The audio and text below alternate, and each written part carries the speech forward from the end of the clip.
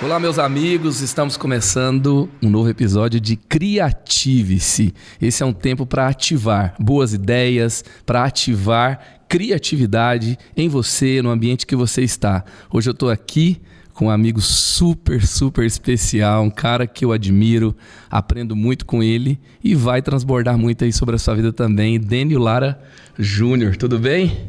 Prazer, bom demais estar aqui. Sempre muito inspirado pela sua vida e essa pauta tem tudo a ver com você.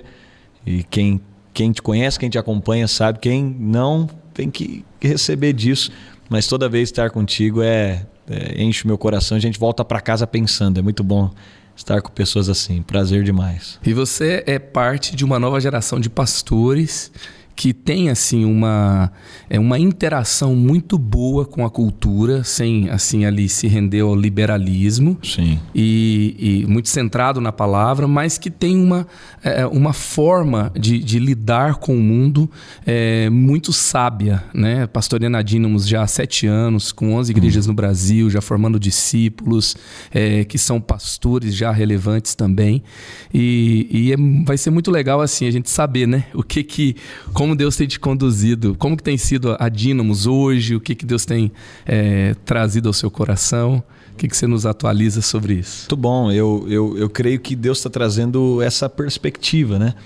É muito ruim a gente chegar em vários lugares e ver a pauta de inovação sempre se desenvolvendo, né? A gente vai ver as grandes corporações hoje, elas tratam com o futuro com muita responsabilidade, entendendo que estar fora da previsão do que vai acontecer pode fazer você estar atrasado em algo que poderia acontecer. E olhar e trazer essa pauta para dentro da igreja é uma provocação muito interessante, porque por algum tempo se acreditou que o Espírito Santo é contra mudanças, quando na verdade a Bíblia vai dizer que ele é um vento e... Na verdade, ele é o precursor de todas as mudanças. E poder ver esse ambiente, provocar esse ambiente dentro do contexto da igreja é realmente algo muito interessante, né? E aí você tocou numa coisa muito legal, né? A criatividade, a contextualização, mesmo assim, ferramentas de gestão, a questão da inovação, né? A inovação está ligado a gerar valor com alguma coisa nova. Então, sempre, num primeiro momento, parece estar ligado a algo técnico, a algo que não é tão espiritual, né? Como que você vê isso, né, na sua perspectiva cristã, dentro também sendo um pastor, olhando a sua equipe, olhando os membros, olhando a expansão da igreja como um todo? Eu fui muito marcado, eu parei um pouco em Atos capítulo 10, um tempo atrás, Deus me fez parar um pouco ali, que eu penso que seja... Pedro, para mim, é o símbolo de um pastor ali naquele momento muito corajoso, muito ousado, né? Mais que um pastor, um apóstolo, um pai da igreja no contexto do desenvolvimento dela após Jesus. E o que a gente vai perceber é que até então, e possivelmente pela narrativa, o próprio Jesus, inclusive, não tinha levado e nem comido comidas impuras ou sentado na mesa de gentios ou dessa não foi a pauta de Jesus, ele deixou muito claro. Em Atos capítulo 10 você já tem o desenvolvimento da igreja quando Pedro recebe uma visão, recebe uma palavra e começa um processo de expansão. Ele vai ter que parar na casa de um gentio, o Espírito Santo vai ser derramado para um gentio e ele vai viver todo esse processo. E quando eu olho o contexto da igreja, eu penso que quando nós estamos ouvindo o Espírito, isso vai redundar em pautas práticas. E assumir a coragem para desenvolver essas pautas práticas, então eu penso na reunião de conselho de Pedro, ele dizendo, olha, agora o evangelho chegou aos gentios. E todo mundo está dizendo, não, mas não é, até hoje não existiu isso. Essa não foi a pauta, o próprio Jesus não desenvolveu isso. Mas Deus está me dizendo que é isso para ser feito agora. E eu acho que a pauta da criatividade, da inovação, é que muitas vezes as pessoas acham que para inovar você precisa deixar de fazer o que você fez. E não é necessariamente isso. É entender que o que você fez até hoje é que te dá perspectiva para fazer o que Deus quer que você faça amanhã. Porque tem o que está estabelecido, um novo tempo, novas atualizações podem ser feitas. E essa bagagem que se não tivesse andado com Jesus, se não tivesse sido gerado naquela intimidade de relacionamento, se não tivesse cheio do Espírito Santo, não havia aquele entendimento, não havia aquela segurança de assim, é Deus que falou mesmo. Exato, essa é a plataforma, mudança. Né? E essa plataforma produz esse ambiente. Então, eu acho que, e quando eu olho para o ambiente da igreja, eu creio que uma das coisas que assusta um pouco é que todas as vezes que nós estamos falando de criatividade, de alguma forma você vai ter que aposentar com muito respeito algumas coisas que você fez. E isso é uma coisa que às vezes toca no ambiente da igreja. Porque o empresário, quando você está falando de números, eu vou entrar aqui no que é o nosso dia a dia, a nossa realidade. O empresário, quando você está falando de números, você fala para o cara, amigo, é o seguinte, até aqui você vendeu fone com fio. Está chegando no mercado e o estudo de tendência... Primeiro, ele está preocupado com o estudo de tendência. Eu acho que é uma das pautas que são necessárias para um líder entender que, às vezes, a gente precisa sair um pouco do operacional e entrar no estratégico. Quem só fica na operação não cria o mundo. O mundo não é criado por quem só fica na operação. E no contexto da igreja é a mesma coisa. Parar para poder entender o que Deus está fazendo, o que vai acontecer, mas também qual é a tendência de futuro da nossa geração, qual que é o desenvolvimento. Então, essa perspectiva de parar, às vezes, para projetar o que está vindo pela frente, vai fazer com que a gente aposente algumas coisas. E isso, às vezes, é ofensivo até para nós. Porque é muito mais simples continuar fazendo o que sempre... A gente se apega também, né? E aquilo tem uma história, aquilo está relacionado a algumas conquistas, aquilo gerou determinados resultados e não é uma questão de somente olhar números, né? É uma questão de discernimento, de percepção, de coragem para mudar, de bater de frente com pessoas que são desagradadas. E no contexto da igreja, a gente está baseado na palavra. Então, toda a palavra que Deus nos dá, ela vem... Mas o que não ensinam muitas vezes é que a última palavra de Deus é submissa à próxima palavra de Deus. Então, não é, o evangelho não veio para os gentios, é para os judeus, é para a casa de Israel. Essa era a palavra de Deus. Mas a próxima palavra de Deus é mata e come, no sentido de que agora tem um processo de expansão. Essa palavra ela é maior do que a última palavra. Porque a última palavra me trouxe até essa. E essa agora vai me levar até um lugar no qual... E aí você tem uma igreja crescendo, tal, daqui a pouco vem uma perseguição, porque Deus estava dizendo agora não é só em Jerusalém. Agora vai viver um processo de expansão. Então, esse caminho de poder entender e ter esse discernimento de tempo do que vem pela frente, do que Deus vai fazer, de qual caminho, esse estudo de tempos, eu penso que ele confronta muito o que a gente está fazendo agora. E às vezes a gente não tem essa humildade para confrontar os métodos que usamos, para entender que, olha, já não é tão funcional. No pouco tempo pastoreando e plantando igrejas, eu já percebo uma série de coisas que eu falo, poxa, isso aqui não funciona. Mas eu penso que no processo criativo a gente é convidado a, mais do que perceber o que não funciona, a entender o que Deus quer fazer para uma próxima estação. Né? Assim como foi o momento de Pedro, tendo a revelação de uma mudança, havia um movimento novo no céu. E se ele não tivesse atento ao que estava acontecendo no céu, ele não traria esse novo momento para a terra. Então, ao mesmo tempo também que a criatividade ela não é uma questão apenas técnica, porque se fosse apenas técnica, ela não acessaria o que o céu estava fazendo. Né? Então, ela é algo espiritual. E ao mesmo tempo que ela é algo espiritual... Ela não deixa de ter algumas ferramentas técnicas que nos ajudam, né? É um equilíbrio de olhar, de ler a cultura, ler o mundo, ler o momento, ler a igreja e ouvir de Deus. E a voz de Deus é soberana sobre tudo. Não, eu gosto da ideia de que Deus não remove revelação. Deus só acrescenta revelação sobre a terra. Eu, um tempo atrás, vi um homem de Deus dizendo: eu sempre gosto de estar com os mais novos que têm experiências em Deus na minha igreja. Porque eles estão mais próximos da volta de Cristo do que eu. Então eles estão vivendo uma revelação mais fresca do que a minha. E eu gosto desse conceito, que Deus não remove a revelação, Ele acrescenta. A revelação que Ele colocou em uma geração é acrescentada na próxima. E por isso, porque certamente tem desafios, tem processos que Ele vai levar uma próxima geração a viver. E dentro desse processo, eu penso que uma coisa que eu sempre que eu carrego comigo é que a gente tem que se propor a fazer o que nunca foi feito antes. Então, tem alguma coisa que nunca foi feita antes. Tem alguma coisa que não existiu no cenário. E quando eu olho para o cenário da igreja, tem alguma coisa que não existe. E quando Deus me chama e quando Deus estabelece a igreja, Ele está me convidando a descobrir alguma coisa que não existe. A descobrir alguma coisa única, especial e que não existe. E na busca desse processo, lá em 1 Coríntios 2,9, nós conhecemos esse texto, né, que vai dizer que nem olhos viram, nem ouvidos ouviram, e jamais chegou ao coração do homem aquilo que Deus reservou. Eu gosto disso, porque essa palavra ela é específica. Ela está dizendo, olha, eu no processo que eu vivo, nas palavras que Deus me deu, nem olhos viram, no aspecto de que ainda ninguém viu o que vai acontecer. E é interessante assim, né? Dentro do que você falou sobre uma pessoa que quer ouvir os mais jovens, o David Kinnaman, que é um estudioso de igreja, ele trabalhou, né, uma herança do Instituto Barna, de 27 anos, mais de 100 mil entrevistas feitas, e ele traz um primeiro livro que é ali sobre uma geração que saiu da igreja. E ele vai dizer por que eles saíram. E ele traz agora, recentemente, em 2019, o segundo, que é Fé para Exilados, 5 maneiras para seguir Jesus na Babilônia digital.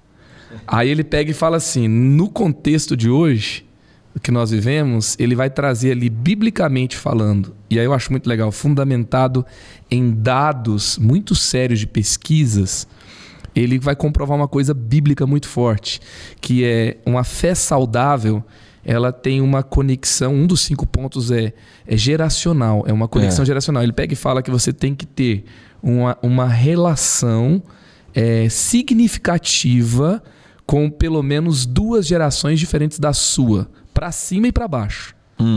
Então, assim, falando assim, se a gente colocar no contexto familiar, com o pai e com o avô, né? E aí você vai trazer aqui um irmão mais novo e um filhinho lá, um bebê, né? E eu vejo, é muito legal assim, vendo os caminhos que a Dínamos trilha, né? O seu pai teve uma percepção muito forte de que havia um momento, né? Não houve uma ruptura dessa conexão, e ele introduz você aqui como líder da igreja, e ele faz essa transição, que é uma coisa raríssima na igreja. É raro você ter essa transição, e a igreja se renova. E justamente porque eu acho que a igreja ela tem que ser muito política no seu processo de mudança. E o processo político de mudança, a gente está atravessando um processo político no Brasil. Você tem que pagar todo mundo para mudar. Você tem muitas barreiras no processo de mudança. A criatividade não pode se desenvolver no processo político. É por isso que o processo criativo ele é mais artístico do que político, porque ele é mais inspirativo do que burocrático. Eu falo que assim, uma coisa que mata a criatividade é a codependência, né? Você não tem coragem de se posicionar, quem que você... Ao mesmo tempo que você não pode atropelar todo mundo, você não pode ser muito cheio de dedo se alguém vai se ofender. Exato. Ali, né? E esse medo da ofensa, como é que eu posso expor algo que eu creio, e óbvio, dentro das linhas dos princípios bíblicos, né? Porque quando a gente fala de inovação e criatividade, é interessante porque dentro do contexto da igreja as pessoas já querem enxergar o estético. E a principal transformação é de mentalidade. Então, não é aparente, é de essência. É de essência. Aí eu fico pensando, se a gente tem que discutir a aparência, é porque a essência está longe, quilômetros. Se numa reunião de conselho de uma igreja, a gente tem que ficar discutindo o que é o estético, o que é o superficial, do que dirá o essencial. Dessa abertura para entender o que está acontecendo. E dentro desse processo, eu achei a pandemia interessante nesse sentido para o processo de inovação da igreja. Porque ela acelerou esse processo. Não tem pastor, seja lá de qual idade, que não tenha tido processo de inovação acelerado. Porque todo mundo precisou entender. Né? Havia ainda ela provou que todo mundo pode mudar, né? E havia quem ainda endemonizava a internet. Entrou a pandemia, vai fazer ou vai morrer. Acabou. Aí fez. Né? Era o único método viável para que algumas coisas acontecessem. E dentro desse processo, foi interessante assim, Madalena, porque eu tinha um sonho, idealizava algo no meu coração. O Erwin McManus, que é um cara que é uma referência em criatividade, ele, no livro Uma Força em Movimento, ele fala algo, ele fala... e tive a oportunidade de ter tempo de mesa com ele. E ele fala, olha, uma coisa que eu me orgulho e que abriu o potencial criativo da minha igreja é que toda instituição tem que estar disposta a, no final de um ano, a matar tudo que ela fazia para deixar renascer. E no contexto de que nada do que a gente faz não pode estar submisso a algo que seja melhor do que já fizemos. Uhum. Nada do que estamos fazendo agora pode ser soberano. A gente pode ter essa flexibilidade. E foi interessante porque no contexto da pandemia, na nossa reunião de conselho, na nossa reunião com os... Assim, só deixa eu pegar o gancho que você disse. O que você já teve que remover, assim, você consegue falar alguma coisa assim, para gerar um ambiente novo assim, na cultura da igreja? Eu vou falar aqui do meu exemplo. E aí é interessante porque a criatividade faz único, né? Uhum. E faz você também entender. E eu acho que esse é um dos pontos positivos. Eu li um livro sobre... Esse ano foi marcado pelo aspecto que às vezes as pessoas acham, e eu acho muito bacana, por exemplo, o que você escreveu, porque mostra que todos nós temos esse potencial criativo, né? Então, nesse processo, quando você se vê como um artista, desde o que você veste, a como você corta o seu cabelo, a como o que você usa, o que você deixa de usar, você passa a entender que tudo isso, seja lá você que gosta de uma área ou não, que tem aptidão para uma área ou não, mas você começa a se sentir mais livre para o desenvolvimento, mas entendendo também a exclusividade daquilo que você faz. Eu sou um ser exclusivo. Uhum. Eu sou um ser único. E isso muda muita coisa dentro do processo. Então, por exemplo, você falou de citar alguma coisa. Uma das coisas que a gente queria repensar dentro do contexto das nossas comunidades era como nós fazemos os pequenos grupos. Eu percebia que, peraí, vamos aqui então perceber o que é bíblico sobre isso, o que é saudável sobre isso e quais são os princípios inegociáveis sobre isso. E a gente percebeu que dentro da estrutura que aplicávamos, a própria estrutura que a gente aplicou um dia, que foi incrível, estava contribuindo negativamente sobre os princípios que nós desenvolvemos. Então eu vou dar um exemplo. Como eu disse, isso faz sentido para nós. Não é que vai fazer sentido para todo mundo, mas para nós fez. A gente percebeu que deveríamos mudar a periodicidade dos grupos. Que a periodicidade que executávamos nas reuniões impediam que o próprio grupo tivesse uma conexão. E a gente entendia que o grupo é mais do que a reunião, que tem que ter vida além da reunião. E aí quando nós paramos para meditar, peraí, por que então a gente segue a mesma periodicidade? Será que a gente pode afetar a periodicidade para manter a qualidade? Vamos afetar. Outra coisa, a gente percebeu...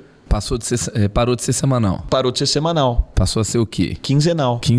E isso pegando um contexto ali de São Paulo, de uma agenda frenética. Exatamente. Deslocamentos complicados. Exatamente. E a gente horários também sempre... Dentro desse contexto, a gente falou, poxa, e assim, o líder de grupo não conseguindo dar qualidade, não conseguindo dar sequência, não conseguindo acompanhar aquelas pessoas. Então, dentro desse processo, né? Então, essas provocações, hoje eu olho o próprio presbitério da igreja, a gente tem sido muito provocado a enxergar a igreja em 5 ministérios e dar ênfase a eles, não só no enfoque, mas de entender como trazer isso. E tudo isso vai repercutir em mudanças que precisarão ser executadas. Mas o que eu percebo dentro do contexto da igreja, a gente constrói uma igreja política, infelizmente em muitos casos, e quando vem esse processo de inovação, você não aceita nem inovadores, e aí leva muito tempo e tem muitos processos para um líder inovador chegar no ambiente onde a voz dele pode ser ouvida. E no processo de inovação, a gente sabe, se não pode ter teste, não pode ter erro, você matou a inovação. Se a gente não pode testar e não pode errar, então ninguém tem coragem de apostar. Se fala assim sobre essa questão da cultura do erro, né? Exatamente. A penicilina, por exemplo, foi um erro que gerou, né, a descoberta de um antibiótico. Era para ser outra coisa, né? E algumas outras descobertas importantes. Então, a cultura do erro, ela é uma cultura que gera inovação e criatividade. Mas o foco da cultura do erro não é o erro, é o aprendizado. Exato. Então, agora, num lugar que você não pode errar nunca, Que há aquela pressão, aquele medo, aquela coisa... E às vezes eu acho que o ambiente religioso ele acaba produzindo também esse aspecto, onde você não tem espaço, não vai dar certo, mas que pode ser reconstruído. E aí esse aspecto de fazer o que nunca antes foi feito, isso tem me provocado muito a me focar naquilo que eu creio que Deus me chamou para fazer. E é o que às vezes a gente fica perdido no mundo, né? Tentando atirar, porque, obviamente, eu não vou ser o melhor em tudo no mundo, mas tem algo no mundo que só eu vou fazer. Então, eu não vou mudar o mundo inteiro, mas tem uma parte do mundo que só eu vou mudar. Então, dentro de todo esse processo, a gente vai... Ninguém pode oferecer a mudança que você pode mudar dentro da sua casa. Né? Tem funções que podem ser substituídas, mas a pessoalidade ali, a característica exclusiva que você tem para gerar aquilo ali é um lugar realmente restrito a você. Sim. E assim, eu amo, por exemplo, quando falo de igreja, nós damos cobertura para igrejas e eu acredito muito nisso. Aliás, eu acho que deveria ter mais disso na nossa nação. Igrejas, por exemplo, como vocês, extremamente generosas, que se propõem a se doar, a se dar, a ensinar. Todavia, eu vejo que às vezes a gente constrói um ambiente, eu digo de quem recebe, de não perceber que isso é só uma plataforma. Esse não é o teto. Porque se eu passar a vida inteira querendo ser como você, se eu chegar aqui, olhe sua vida, seu carro, que você construiu, seu ministério, aí eu passo a vida inteira. Daqui 10 anos, quando eu cheguei em você, você já não está mais aqui. Então é uma busca atrás do nada. Nesse processo, esse olhar e perceber que a minha comunidade ela tem algo que nenhuma outra tem. E não interessa o tamanho, não interessa o número de cadeiras, não interessa quantas pessoas tem, não interessa. Tem algo na minha comunidade que é único. E quando eu descubro esse algo único, isso muda tudo. Tem um professor, acho que é Derek Bock, de Harvard, ele fala assim: se vamos inovar, temos que descobrir o que nos faz únicos, né? E assim, a religiosidade, ela uniformiza as pessoas. Ela deixa todo mundo dentro de um padrãozinho, ali uma roupinha, uma corzinha, um jeitinho ali muito uniformizado, né? Como não padronizar as pessoas na igreja? Como reconhecer o que cada um traz de único? Eu gosto do que, é até interessante, mas eu gosto do que 1 Coríntios 12 diz. E o apóstolo Paulo, para mim, é o mais brilhante quando ele vai falar sobre essa liberdade que cada ser tem na constituição daquilo que fazemos, de deixar o outro livre para ser quem é, dentro do dom de governo que tem, dentro dos dons ministeriais, dentro dos dons de serviço que possuem. E 1 Coríntios 12 ele diz: porquanto assim como o corpo é um só em unidade, ele possui muitos membros, e todos os membros do corpo, ainda que muitos, constituem um só organismo. Assim também ocorre em relação a Cristo. Essa visão de liderança, eu gosto dessa ideia de técnico, de encaixar cada pessoa no lugar que Deus a chamou para viver, de exigir que ela cresça dentro daquilo que é o potencial dela de fazer. E do líder entender também o seu lugar dentro de todo esse ecossistema que está sendo formado.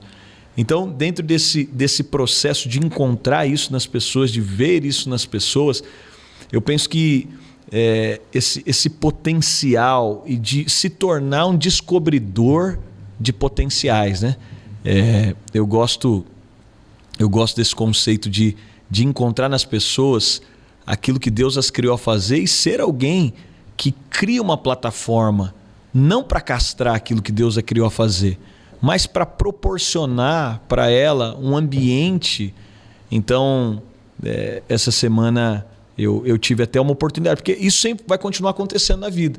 Então, essa semana alguém foi muito generoso comigo, aconteceu uma situação, generosidade tamanha que eu mandei uma mensagem sendo muito sincero. Eu falei: olha, por que você fez isso? Por que você foi tão generoso? Por que... E aí a pessoa falou: olha, eu só quero ser um encorajador na sua vida. Porque para eu estar onde eu estou agora, muita gente me encorajou. Muita gente viu o meu potencial, enxergou o que eu seria e resolveu abrir portas acreditando naquilo que eu tinha. E eu só quero ser isso na sua vida. Então, esse caminho de potencial de ser encorajadores, mas é interessante porque nesse processo, se eu sou o final de tudo, se o objetivo sou eu, se eu sou o centro de tudo, e Deus tem falado tanto isso ao meu coração, todo líder que se coloca no centro tira Jesus do centro. Porque quando eu resolvo deixar o outro ser quem ele é, isso sai da minha mão. Sai da minha esfera de atuação. Porque tem muita gente que está debaixo da nossa esfera, mas é maior do que a gente. E esse é o grande ponto. E isso que você coloca no seu livro, né? Eles irão além de você. Eu acredito muito que essa cultura de honra, cultura de reconhecer, né? A Bíblia fala, né, que o discípulo não vai ser maior do que o seu mestre, no sentido de ele é o ativador, não tem isso aqui. Ele é fonte. Ele é fonte, tudo. Mas assim, você reconhecer a grandeza do que Deus colocou em alguém e que vai além de você, que Jesus fez isso, né? Ele fala, vocês farão as mesmas obras que eu faço, já seria assim, né? Pra que mais, né? Ele pega e fala, e farão obras ainda maiores. João 14:12. É um chamado para o inédito. E Jesus libera o inédito na nossa vida, mas a gente quer bloquear as pessoas. Uma liderança que fala, não, você não pode ir além, né? Até porque a nossa métrica de avaliação de liderança tem que mudar. E quando ela muda, muda também o conceito. Então, se a métrica de avaliação é a realização, aí a gente tem esse líder querendo puxar tudo para ele o tempo inteiro. As pessoas trabalham, não surge o novo. Ele limita ali. Mas quando a métrica são a formação de pessoas, aí muda tudo. Então, peraí. A métrica não é só o que esse cara realizou, a métrica é quem ele formou. Vamos avaliar. Então, quando nós olhamos a métrica de Jesus, não tem na literatura o que ele deixou, não tem nada patrimonializado, não tem nome de nada. Ele não escreveu nada. A grosso modo, não tem nada. Tem quem ele deixou. Então, quando um líder entende que o patrimônio dele, né, não são realizações, são relacionamentos, isso acaba sendo afetado por aquilo que ele vai trabalhar. Você está trabalhando pelo quê? O que te move a trabalhar? E aí, quando a gente tem... Eu digo que assim, é mais fácil você castrar o potencial das pessoas, porque é mais fácil você lidar com pessoas que não têm nada para dizer, é mais fácil você se relacionar com pessoas que elas concordam com tudo que você diz. E isso é uma das formas de um líder tirar Jesus do centro, é quando ele se tornou o centro. A opinião dele é mais forte, a opinião dele sempre é aceita. Eu digo que um dos sintomas de um lugar que castra a liberdade é quando você tem a cultura do medo. Quando no cafezinho ali fora a gente tem que fazer um comentário que a gente não teve coragem de comentar na reunião aqui dentro, isso demonstra que ainda, porque no amor não há medo, ainda tem algo que está fora do contexto. Então você vai viver aquém daquilo que poderia se desenvolver. E é mais fácil você controlar com o medo do que você construir um relacionamento no amor. Aí se pega o caminho mais fácil. Muito mais fácil. Mas o caminho mais fácil nunca vai gerar os resultados que podem ser gerados em um relacionamento profundo, um relacionamento de liberdade, um relacionamento de confiança. Não, e quando nós falamos da igreja, né, Madalena, você sabe melhor que eu, a gente tem que criar também uma costa larga em relação aos criativos, aos que vêm, para entender também que nesse processo, às vezes a gente vai ter que olhar para alguém que tem uma ideia inovadora e dizer, cara, talvez isso aqui não seja tão aceito, mas eu estou reconhecendo o que está acontecendo, vai lá que eu estou aqui para poder amparar esse processo. Eu estou aqui para poder... Porque já é desafiador, o novo já é incerto. Só que quando a gente traz algo burocrático nesse contexto, aí a gente faz com o quê? E eu acho que essa é a pior coisa que uma instituição pode viver. E eu não vou colocar aqui em porcentagens, mas bate quase perto dos 100% das igrejas que eu vejo pessoas dizendo, eu desisti de tentar ajudar a mudança dessa instituição. Eu desisti de tentar fazer alguma coisa. Isso é muito ruim. Quando alguém olha e fala, poxa, eu desisti, cara. Eu estava até a fim de poder ajudar, mas eu tentei uma, tentei duas, eu estou há 10 anos tentando. E aí você mata a pessoa, mas você mata também o potencial de desenvolvimento da própria instituição no contexto daquilo que ela vai se tornar, né? Agora, assim, então a gente pode dizer que o líder mal resolvido Ele não pode ser questionado, ele não pode ser... todo mundo tem que aplaudir o que ele está fazendo. Ninguém tem coragem de dizer, olha, eu acho que não está muito legal. Né? Ele coloca ali na reunião algo para todo mundo dizer assim, uau, o que você fez é incrível. E se alguém fala qualquer coisa, né, que fala assim, olha, se a gente pensasse por causa desse contexto, fazer isso nessa direção, não há nenhum espaço de... ele tem uma insegurança, tem algo que ele fala, não, se a minha autoridade aqui vai ser derrubada, então eu tenho que e ele é muito mal resolvido nisso, ele é tão inseguro que até porque assim, vai matando a novidade no ambiente. Não faz tanto tempo que eu descobri que como líder não precisa ser a fonte de toda a visão. E isso é uma coisa que às vezes coloca um líder em parafuso, porque ele pensa, não, peraí, aqui na reunião quem tem que trazer a visão sou eu. Quem tem que trazer a inovação sou eu. Mas entra algo, aprenda a trabalhar com potencial multiplicado. Ele é o guardião disso, né?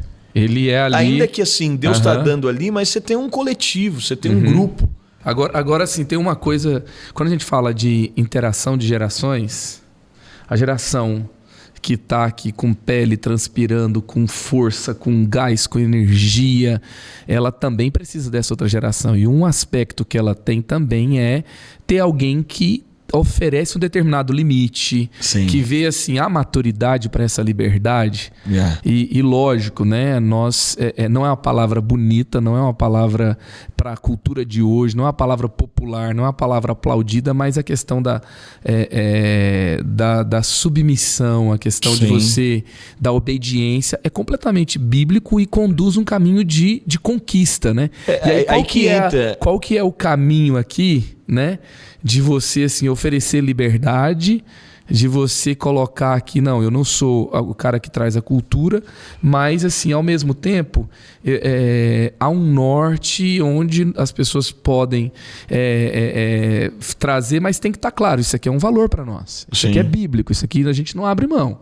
E assim, você pode ficar fora, você pode não estar dentro disso aqui, porque isso aqui é um valor para nós, né? Porque toda organização tem isso. Sim, e precisa ter. O que eu penso é que a inovação ela não vem através do anarquismo. Boa. Então, a gente respeita e entende que o próximo passo de Deus, ele vai nos obrigar a deixar o último passo, mas você entende? É como dando passos. Daqui até a parede, se eu for dar passos, se eu desconsiderar o próximo passo, eu vou entender que, peraí, o próximo passo é importante, mas o último passo também é importante, porque se não tivesse o último, eu também não estaria no próximo. Então, essa conexão ela não está relacionada a nada que é um anarquismo, é uma quebra de regras. E aí eu penso que assim, a gente já está muito afinado como geração, porque quando você produz o gap, você acaba produzindo anarquismo. Então, esse gap geracional... Então, eu participei, eu falo que assim... Tanta conversa boba que eu já participei de pastor... de líderes de igreja, porque a gente estava tendo que discutir, lutar às vezes por algumas coisas por conta de um gap que foi aberto.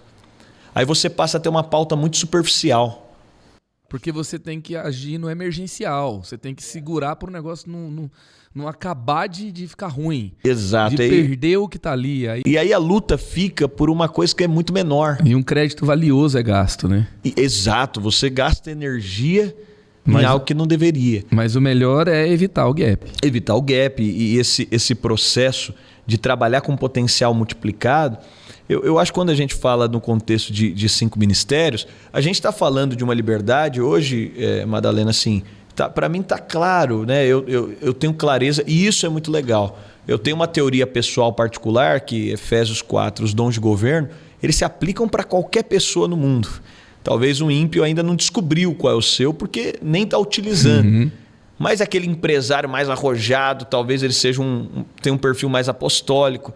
Aquele cara mais pontual em tudo que faz, que tem todos os processos, ele seja mais um mestre. Isso, na minha visão, na minha visão de mundo... É muito legal, Dani, que o Michael Brodeur escreve isso, né? Sim. Não sei se você viu na abordagem dele, ele fala assim que os dons ministeriais ou dons de governo não são dons, né? A gente sabe que a Trindade, Deus é uma pessoa só. Sim. Mas ele coloca ali, são dons de Jesus, que ele fala assim que Jesus foi aos céus e distribuiu dons aos homens. Ele fala, o texto não fala que distribuiu dons aos santos. mas são aos homens. Né? E eu concordo com você. E né? que é ativado. Um empreendedor, um cara, né, visionário, ele se converte, ele é o quê? Exato. Ele vai mudar a personalidade, agora você é um mestre? Não.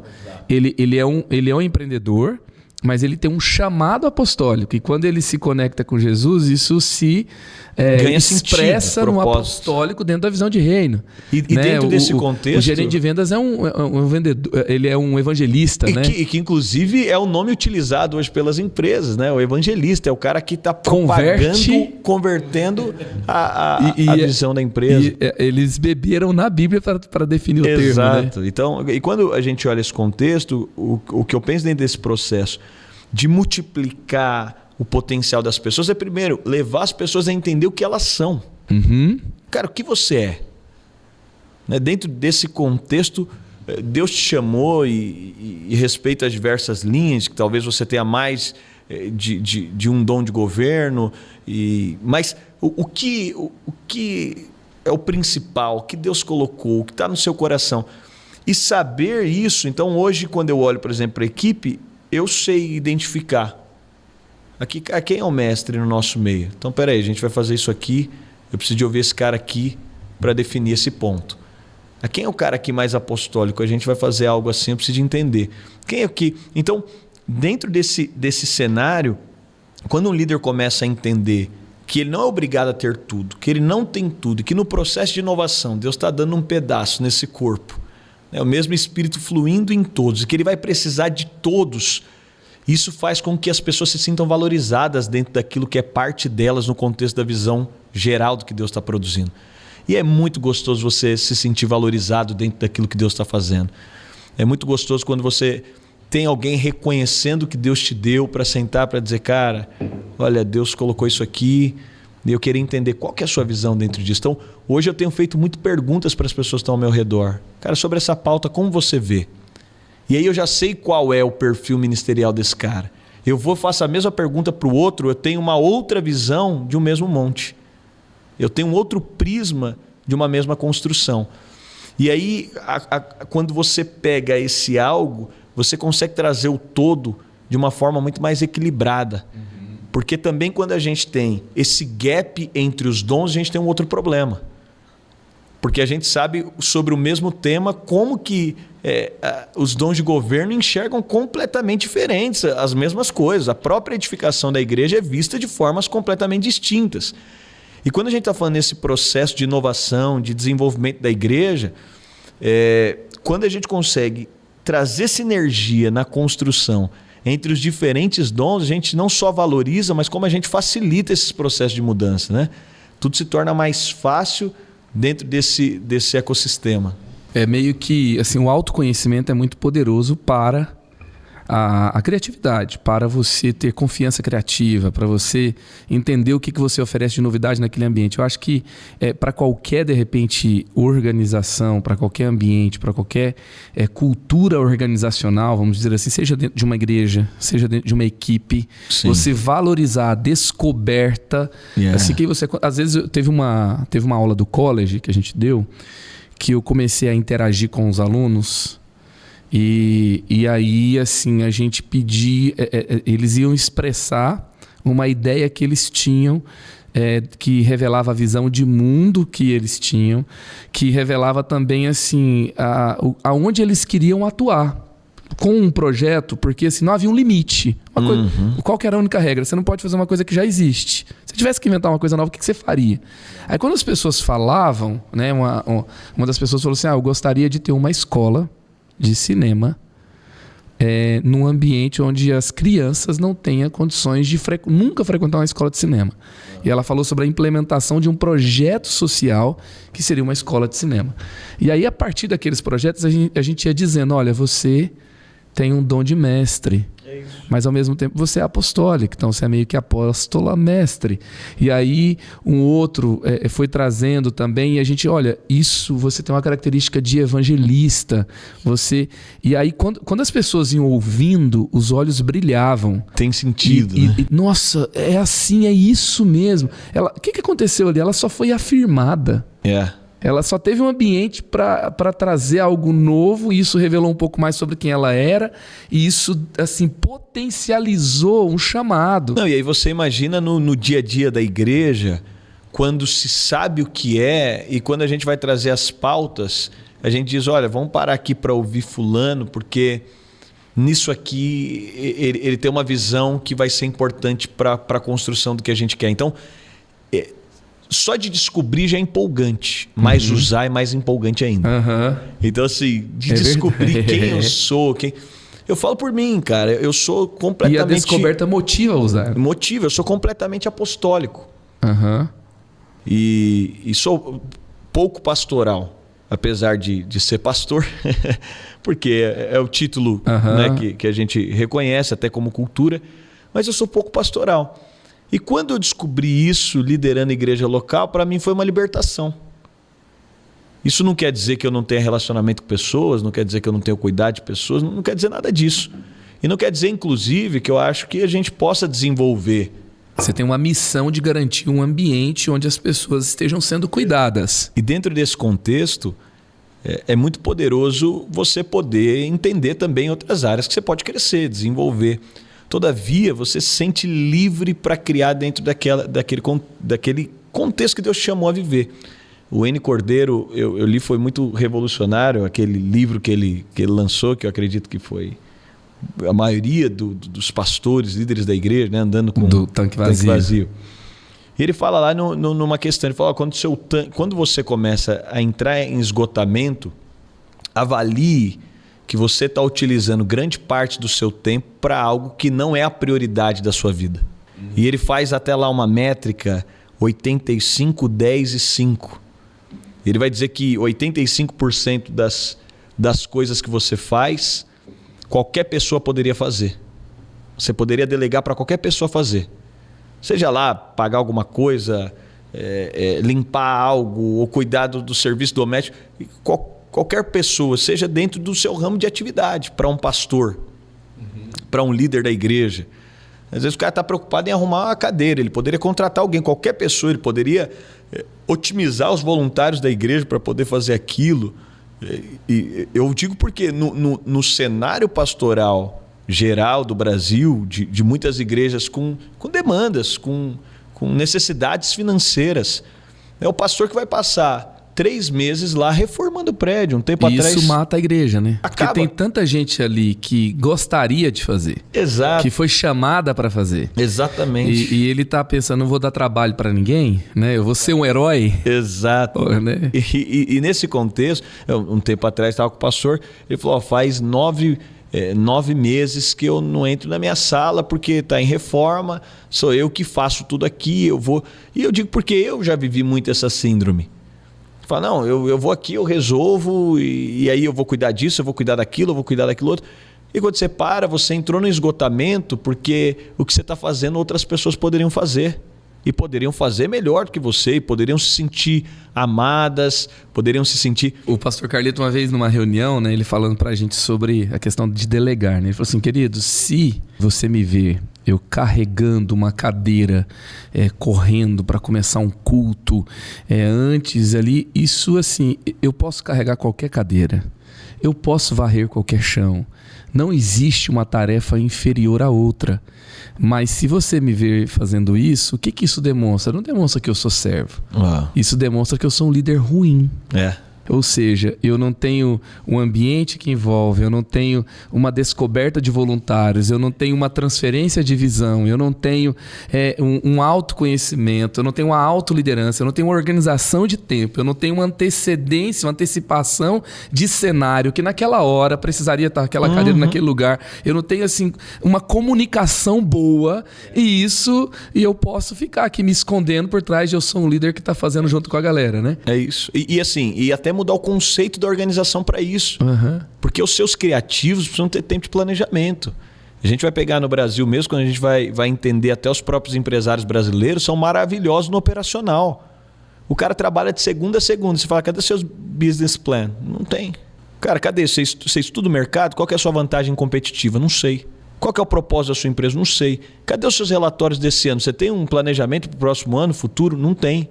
Cara, você tem um estudo de mercado, você já foi na concorrência, já viajou para algum lugar que está em destaque? O que você leu no último ano? Não tem. Então, esses 85%, aí o N diz, né? Você acaba se esgotando em pautas que qualquer pessoa poderia fazer. Aí ele fala, tem 10% que pessoas bem treinadas poderiam fazer.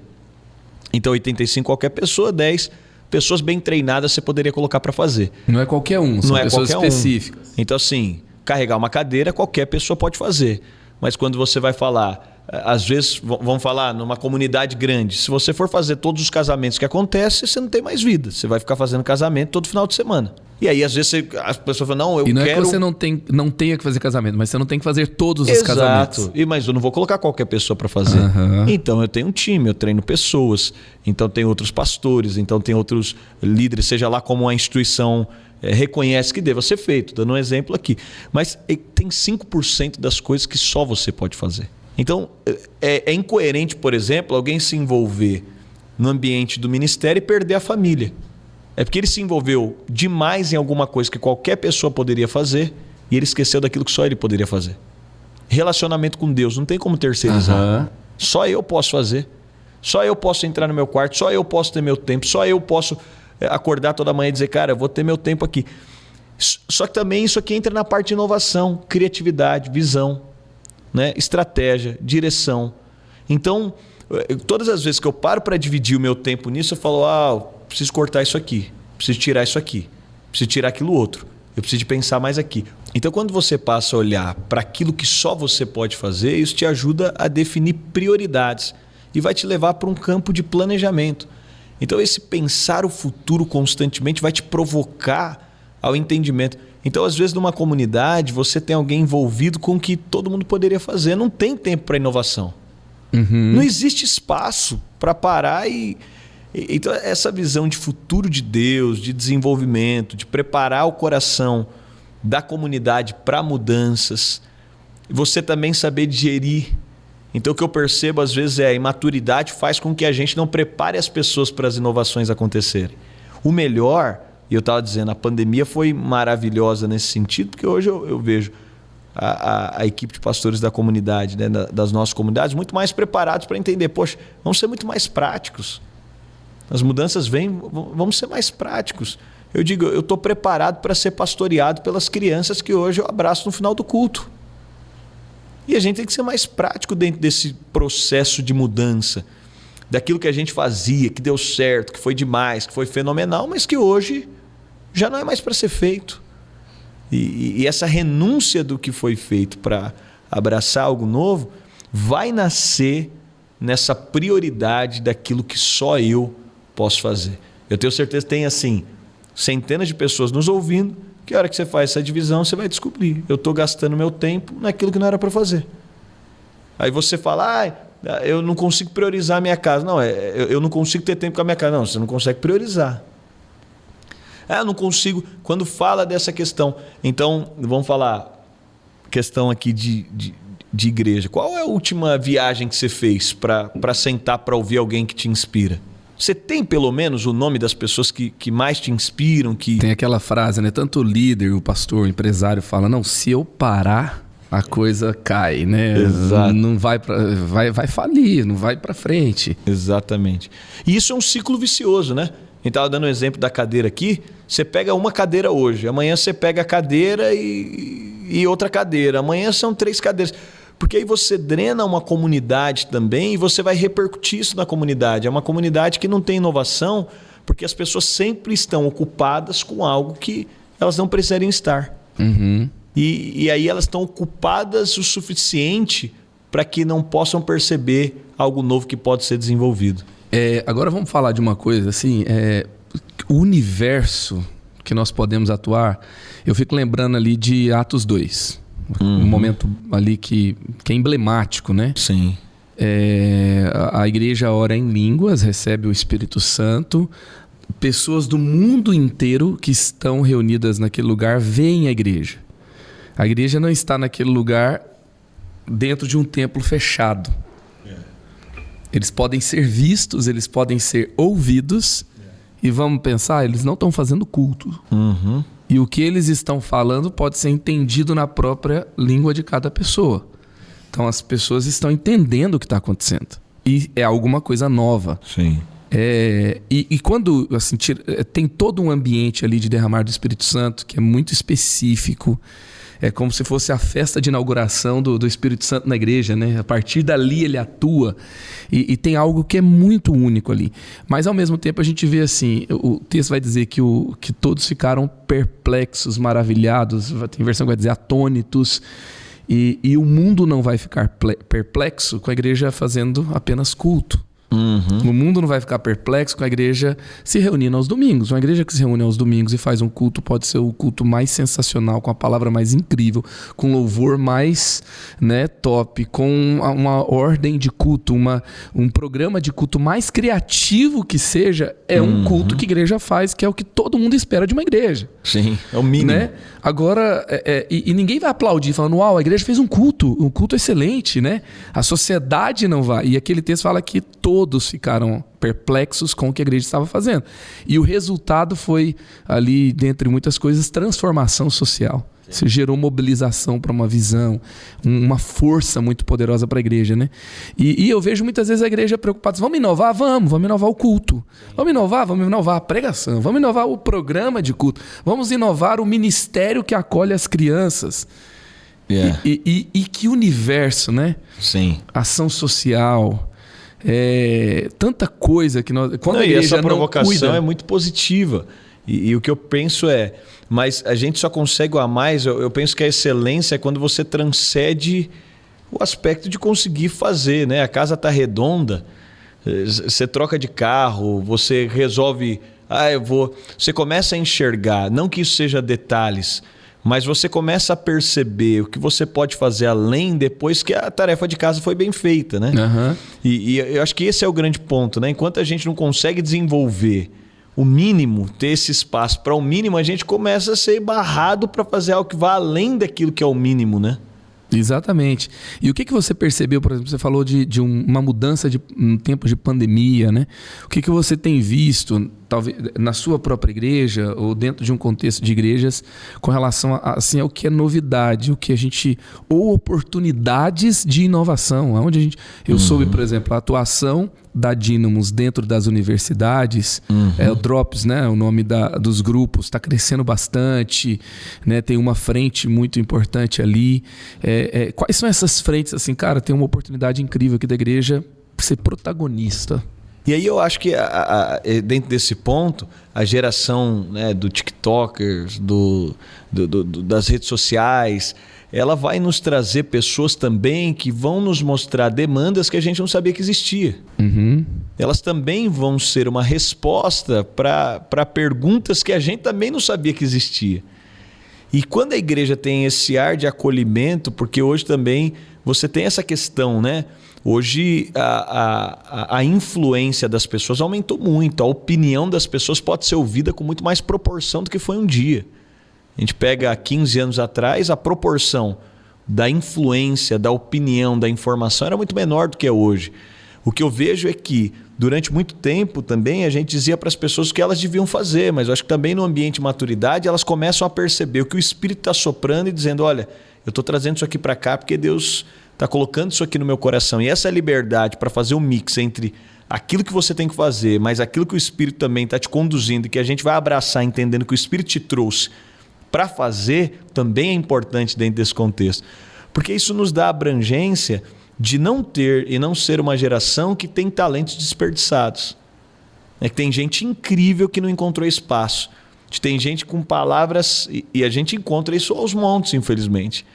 É a gente conseguir ter esse equilíbrio de entender que também, eu penso que muitas coisas que vão acontecer, a gente nem sabe que vão acontecer, são de pessoas que às vezes a gente nem tem ideia e que vão chegar com a pauta, com a demanda, com a realidade. Estava falando, por exemplo, um projeto social para cinema.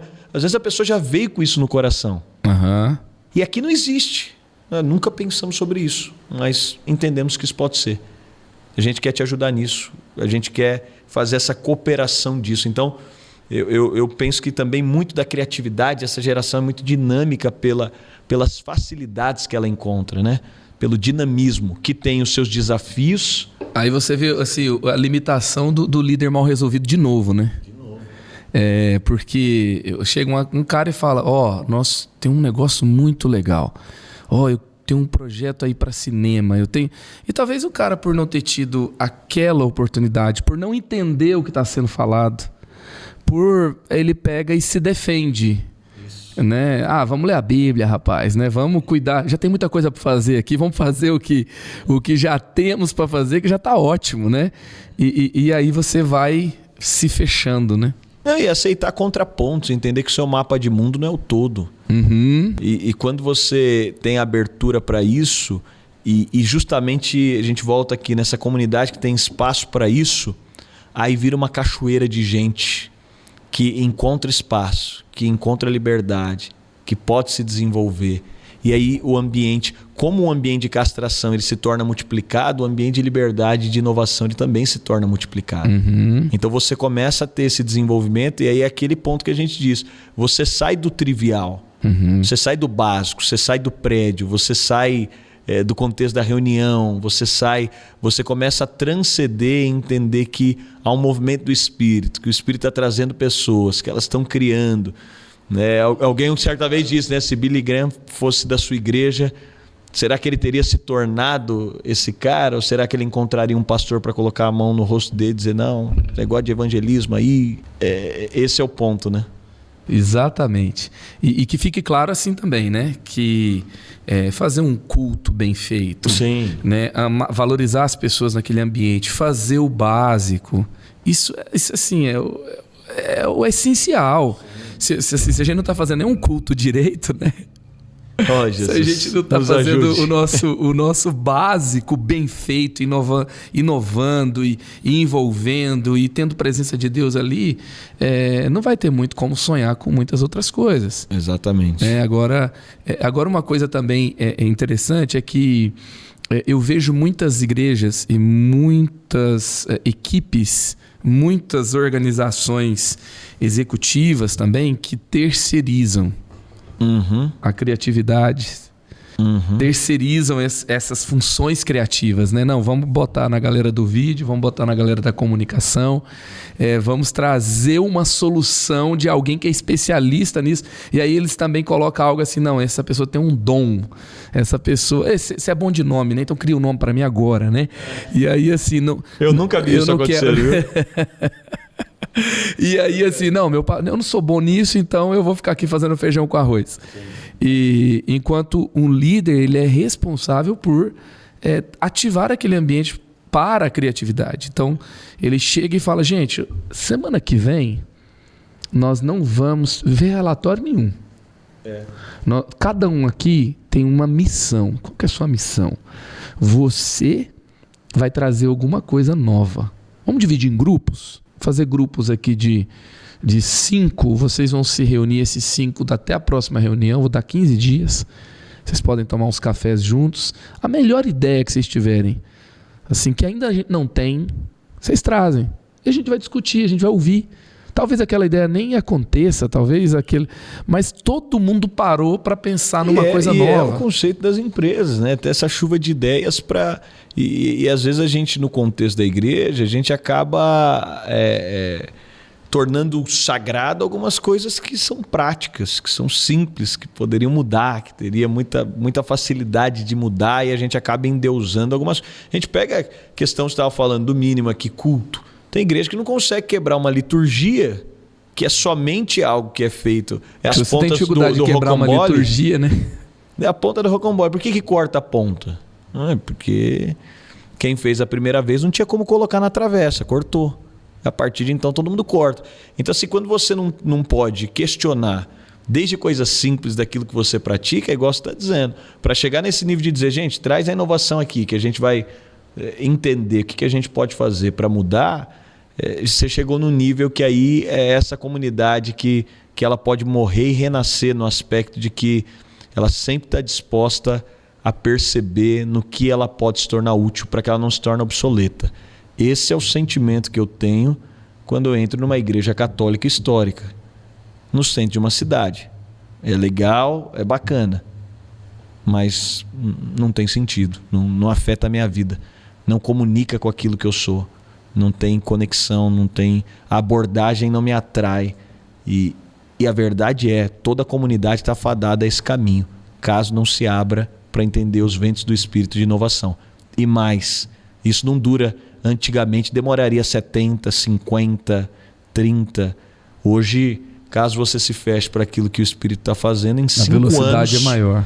Em 5 anos você se tornou algo completamente fora daquilo que Deus te criou para ser. E se você pudesse falar assim, quais são os indicadores, né? O que tá ali que você fala, isso aqui tem que estar atento, tem que estar atento. Você não pode perder isso, não pode perder aquilo. Óbvio, o principal é esse ouvido sensível ao Espírito, né? Homens políticos, assim, organizações políticas, elas são muito desgastantes, né? E aquela política do sim, quanto mais sim tem numa organização, mais saudável ela é. Quando você fala homens políticos, são homens que tem que agradar todo mundo. Exato, negativa. Tá. E quanto mais sim uma organização tem, mais sadia ela é. Eu explico. Se você me delegou para fazer algo, Dênio, o livro é com você. Se toda hora eu tenho que te ligar, Madalena, o livro é comigo, mas é azul ou amarelo? É amarelo. Madalena, o livro é comigo, mas tem 15 centímetros, 20. Aí eu vou lá, Madalena, tudo fica muito burocrático, porque eu já parto do pressuposto do não. Quando eu parto do pressuposto do sim numa organização, quanto mais sim ela tem, maior saúde mostra. Mostra que seus líderes estão bem treinados. Dênio, o livro é com você, vai embora. Daqui 15 dias a gente reúne. Só que tem uma sinergia, uma conexão tão forte. Quando a gente se reúne e fala, Madalena, pensei isso, aquilo. E quando eu não penso, eu vou ligar para ele, porque eu estou pensando aqui, o amarelo vai ficar lindo, mas eu vou ligar para ele, porque eu sei que... Então, esse ouvir, essa percepção do Espírito, ela vai fazer com que a gente tenha uma comunidade que está conectada nesse ambiente. E homens espirituais, eles vão fluir. Mas depois, eu diria uma outra coisa, precisa ter gente jovem, gente diferente, gente inovadora, falando dentro dos nossos conselhos. Precisa ter isso.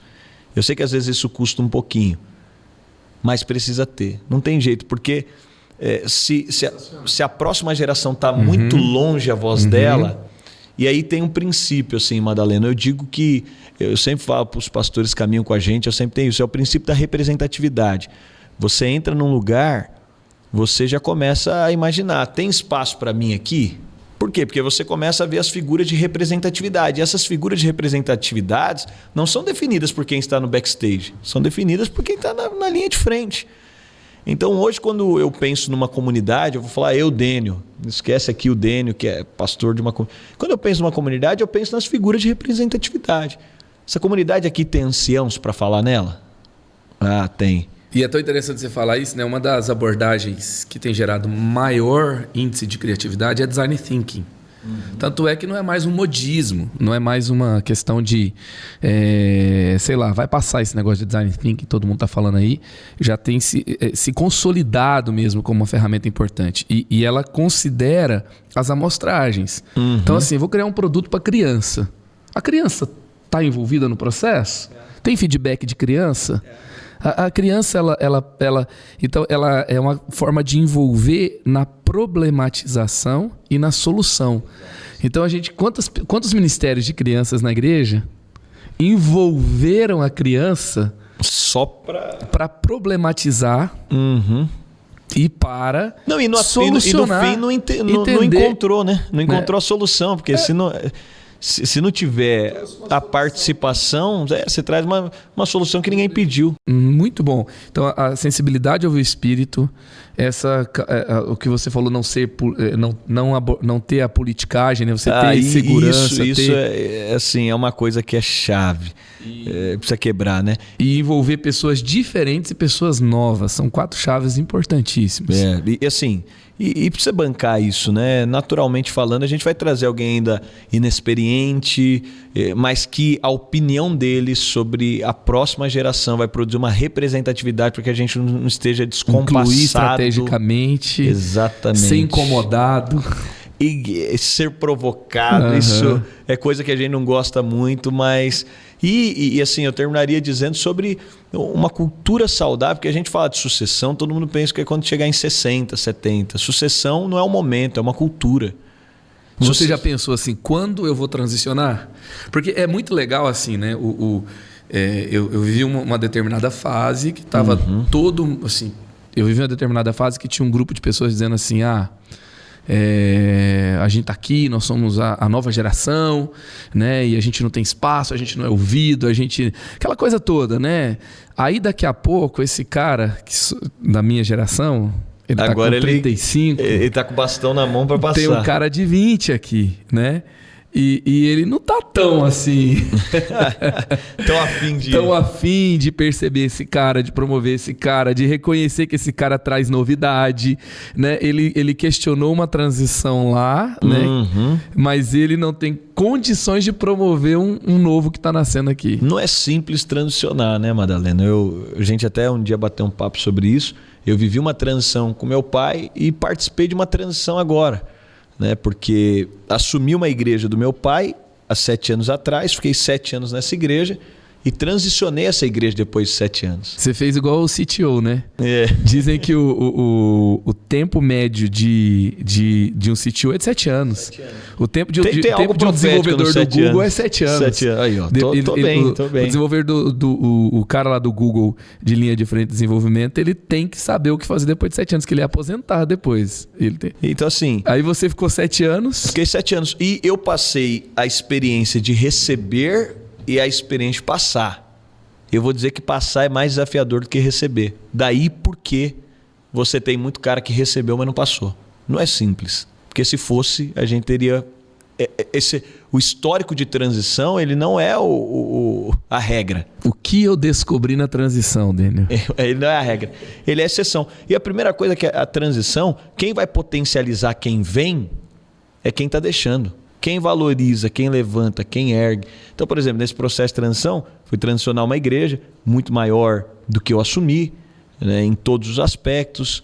Obviamente, né, não tem nada a ver com a gente, mas... E teve um fator a mais aí, né? Você foi transicionar pro cunhado, né? Pro cunhado, aí piora. Mas nesse processo, a gente fez... estudamos a transição com 5 passos, sentando, reunindo para entender. Mas uma das coisas, por exemplo, que coloquei... Vira e mexe colocando pontos do que eu acho que eu poderia ter sido melhor e não fui, dizendo, olha, trabalha nisso aqui, ó. Isso aqui foi uma área... É duro dizer isso, né? Fala assim, cara, se tem uma coisa para investir é isso. Exato. Aí o cara fala, por quê? Como é que você fez? Você fala, não fiz. É isso aí. Não me pega como referência, não. Isso aí. Você vai mais longe que eu nessa área. Desde pontos mais simples. Então, eu fui um cara que eu encavalava, às vezes, as sessões. Então, eu passava o culto do horário, aí o pessoal ficava no estacionamento, aí tinha que sair um grupo para entrar outro.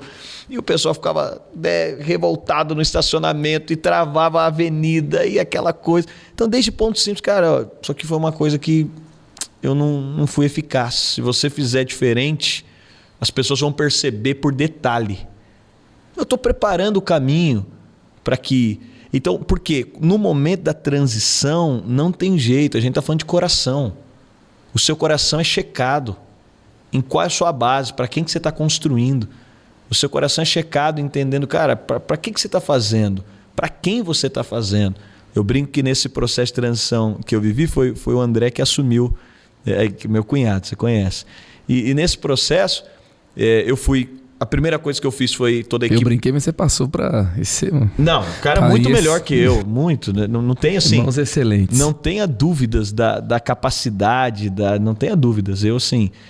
inclusive, quando eu fui fazer esse processo, sentei com ele, né? Não era algo totalmente planejado antes, até que o Espírito começou a falar. Eu falei, cara, não tenho dúvida que você é o cara para isso em todos os aspectos. Mas no meio do processo, então, por exemplo, a primeira coisa que eu passei foi a equipe administrativa. A segunda coisa que eu passei, lá nas nossas comunidades, a gente dá a independência financeira dos campos. Eu sairia para plantar um campus, eu precisaria deixar esse campus. E eu falei, cara, não vou ficar preso por causa de financeiro, não vou ficar preso por causa de autonomia. Eu falei, cara, tá aqui, ó. Agora, né? Óbvio, a gente tem um conselho, tem uma forma de tomar decisões, todavia, tem alguém aqui que tem essa influência. Esse era o meu papel, agora é seu.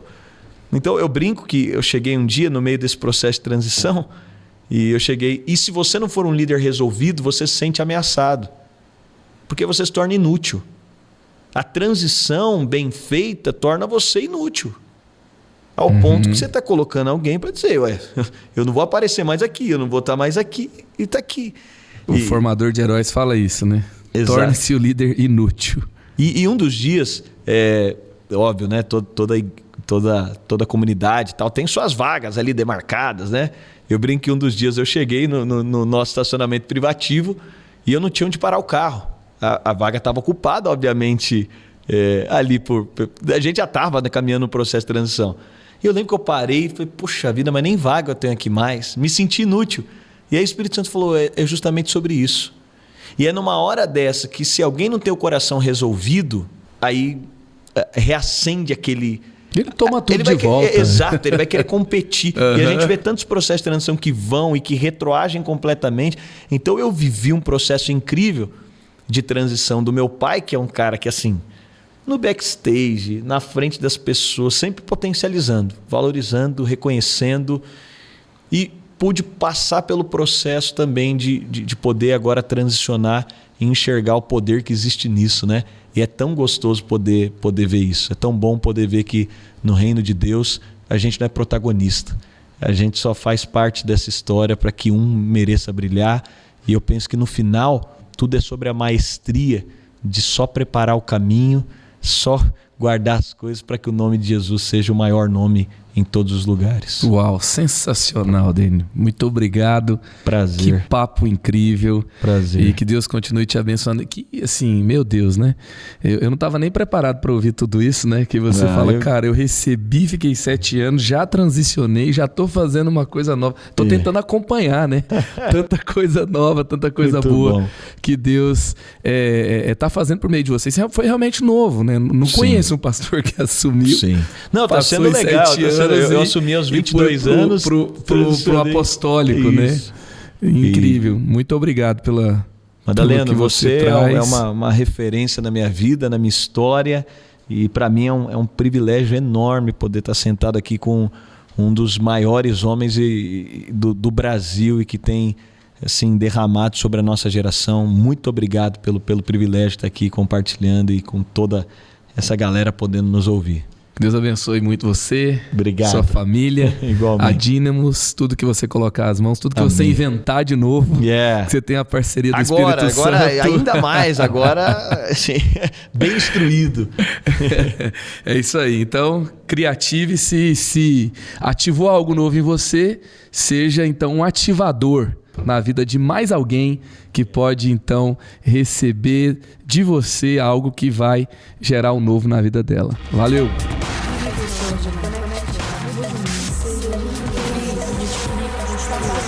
Criative-se.